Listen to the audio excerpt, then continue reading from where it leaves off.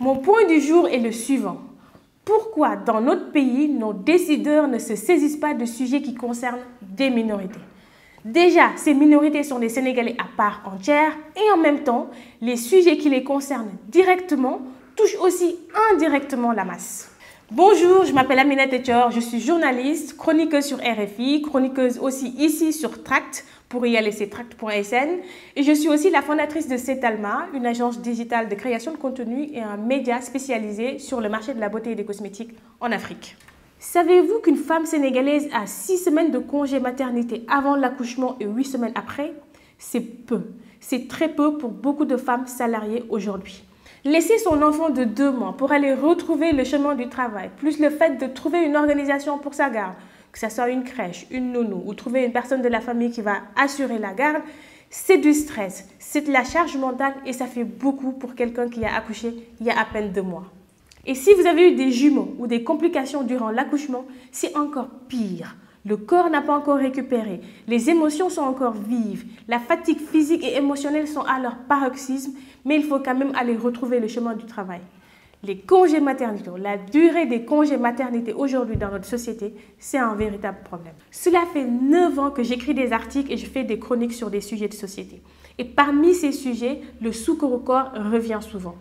Saviez-vous que le souker au corps tel qu'il est pratiqué aujourd'hui au Sénégal provoque une forte douleur chez les femmes, quel que soit leur statut social et leur niveau de vie? Aujourd'hui, des femmes sénégalaises ont peur d'être rejetées, exclues, sous-estimées, dévalorisées si elles ne donnent pas un souker au corps riche, fourni. Cela constitue une violence sociale, psychologique, émotionnelle. Cette pratique actuelle du souker au corps est donc un véritable problème dans notre société. Savez-vous qu'une femme sénégalaise a besoin de signatures pour voyager avec ses enfants ou pour les faire voyager?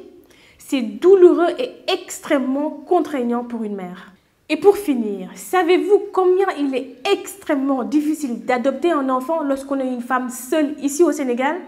C'est la croix et la bannière et ça détruit des vies de plusieurs milliers de femmes.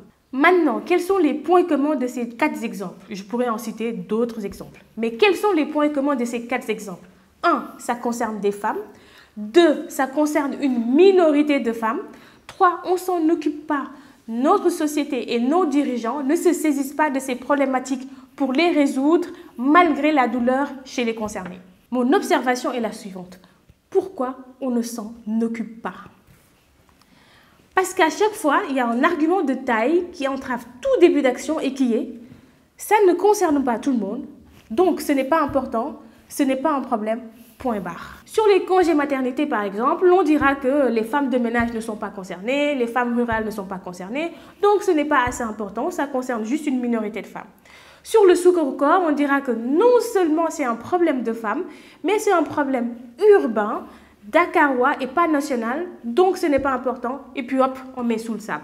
En résumé, tout ce que nous jugeons ne pas être un problème global, nous nous en désintéressons et nos politiques ne s'en saisissent pas pour proposer des solutions concrètes et durables.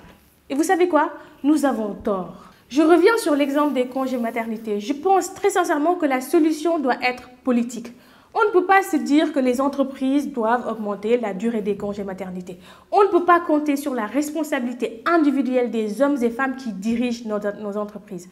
Dans un tel cas, on risque de se retrouver dans des entreprises où des femmes ont la chance d'avoir une durée de congé maternité plus longue et d'autres femmes vont rester sur le modèle classique. Ce n'est pas juste, ce n'est pas viable.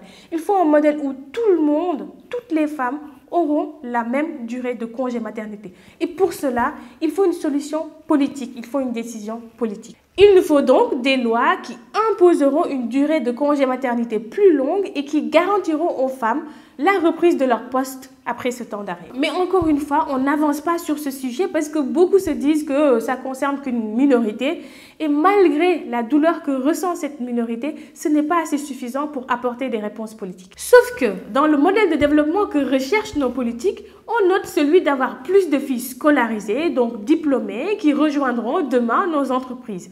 C'est aussi le fait de développer le secteur privé en ayant plus d'entreprises qui vont accueillir demain des ressources humaines qualifiées, notamment des femmes, dans ces entreprises-là.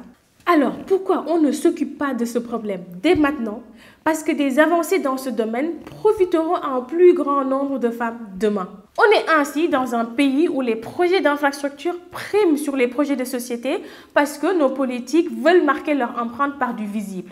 Et pendant ce temps, une bonne partie de la population souffre de problématiques qui impactent émotionnellement, physiquement, psychologiquement leur quotidien et leur vie en société. Pourquoi nous ne méritons pas d'allier les deux, c'est-à-dire des projets d'infrastructure et des projets de société? Pourquoi voulons-nous adopter une mentalité de pauvre avec des arguments qui disent que notre pays n'a pas les moyens de résoudre certaines problématiques, exemple des congés maternité?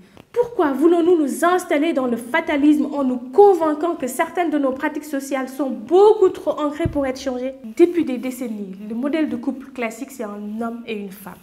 En quelques décennies, Netflix et la production audiovisuelle occidentale sont parvenus à nous vendre un nouveau modèle de couple. L'impensable est devenu presque banal. Cette puissance de l'audiovisuel, plus largement cette puissance de la culture, pourquoi ne pourrions-nous pas les utiliser pour déconstruire certaines de nos pratiques douloureuses sociales et en inventer de nouvelles?